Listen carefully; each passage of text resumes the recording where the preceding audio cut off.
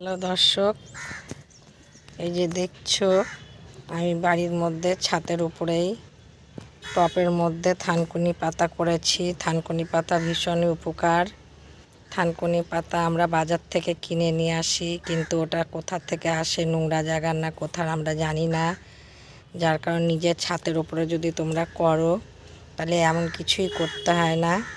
গোবর সার, মাটি আর বালি একটু ভালো করে পাইল করে নিয়ে সেটার মধ্যে এই থানকুনি শাক কিনে এনে যদি বসিয়ে দাও, প্রতিদিন জল দেবে একটু একটু করে, তাহলে দেখবা গাছে ভরে যাবে। দেখো আমার থানকুনি শাক কোথাও বাকি নেই, সব জায়গায় ভর্তি হয়ে আছে, সবুজ সতেজ। নিজের বাড়িতে হলে নিজের মতো নিজে তুলে থানকুনি পাতা চিবিয়েও খেতে পারো, রসও খেতে পারো, যেভাবেই খাবে সেইভাবেই উপকার আছে। এইভাবেই বাড়িতে